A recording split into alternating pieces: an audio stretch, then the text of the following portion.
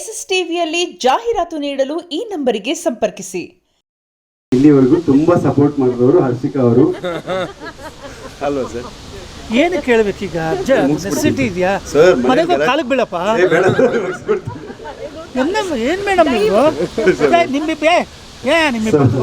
Actually ಅವರು pregnant ಇದ್ದು ಕೂಡ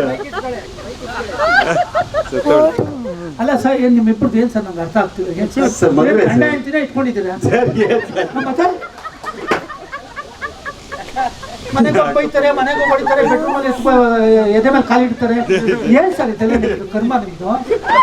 ಎಲ್ಲ ನಂಗೆ ಅರ್ಥ ಆಗ್ತಿಲ್ಲ. ನನಗೆ ಅವ್ರು ನೋಡಿ ಮೂರು ತುಂಬ ನಗ್ತಾರೆ. ನಿಮ್ಮ ಹೆಂಡತಿ ಕರ್ಮನೇ ಇಬ್ಬರು.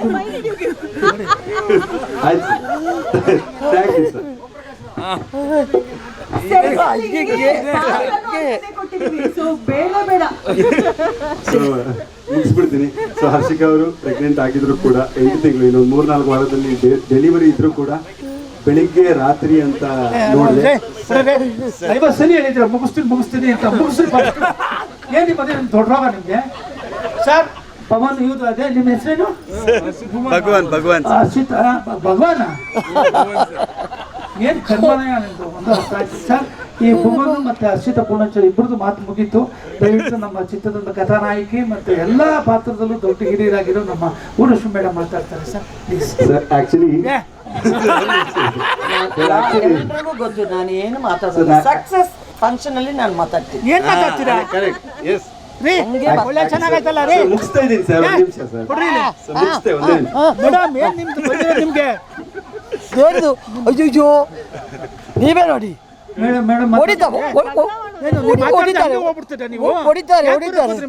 ಸರ್ ಮುಗಿಸ್ಬಿಡ್ತೀನಿ, ಒಂದೇ ನಿಮಿಷ. ನೀವಿದ್ರಿ, ನೀವು ಮಾತಾಡಿ. ಆಕ್ಚುಲಿ ನಾನು ಮತ್ತೆ ಓಂ ಪ್ರಕಾಶ್ ಸರ್ ಅವರು ಬಿಗ್ ಬಾಸ್ ಅಲ್ಲೂ ಒಂದೇ ಸೀಸನ್ ಅಲ್ಲಿ ಇದ್ವಿ, ನಿಮಗೆಲ್ಲ ಗೊತ್ತಿರ್ಬೋದು. ಸೊ ಅದಾದ್ಮೇಲೆ ನಮ್ಮ ಭೇಟಿ ಆಗಿದ್ದು ಇವತ್ತು. ಅಲ್ಲಿ ಒಂದು ಸಿನಿಮಾ ಮಾಡೋಣ ಅಂತೆಲ್ಲ ಪ್ಲಾನ್ ಮಾಡಿದ್ವಿ, ಆಗಿರಲಿಲ್ಲ. So anyway thank you Harshika ಅವರು. ಪ್ರೆಗ್ನೆಂಟ್ ಇದ್ರು ಕೂಡ ಈ ವಯಸ್ಸಲ್ಲಿ ಮೂರು ವಾರ ಇದ್ರು ಕೂಡ ನಮ್ಮ ಜೊತೆ. ಸರಿ ಸರ್, ನೀವು ನನ್ನ ಕನ್ಫ್ಯೂಸ್ ಮಾಡ್ಬಿಟ್ರಿ ಸರ್. ಸೊ ಥ್ಯಾಂಕ್ ಯು ಅವ್ರಿಗೆ. ಆಕ್ಚುಲಿ ತುಂಬಾ ಕಷ್ಟಪಟ್ಟಿದ್ದಾರೆ. ಬೆಳಿಗ್ಗೆ ಕಷ್ಟಪಡ್ತಿದ್ರ ಪಡಿ. ಯಾರು ಹೇಳಿದ್ರು ನಿಮ್ಗೆ ಕಷ್ಟಪಡ್ತು ಅಂತ? ಏನ್ರಿ ಬಂದಿತ್ತು? ಯಾಕ್ರಿ ಗೋಳಿ ಕೂತು? Thank you madam. ತಗೊಳ್ಳಿ ಮೇಡಮ್, ಮಾತಾಡಿ ಮೇಡಮ್. ಆಯ್ತು ಸರ್, ನೀವು ಹೇಳಿದಕ್ಕೆಲ್ಲ ಜೈ. SSTV ಸಿನಿಮಾ ಜಗತ್ತಿನ ಕ್ಷಣ ಕ್ಷಣದ ಸುದ್ದಿಯೊಂದಿಗೆ.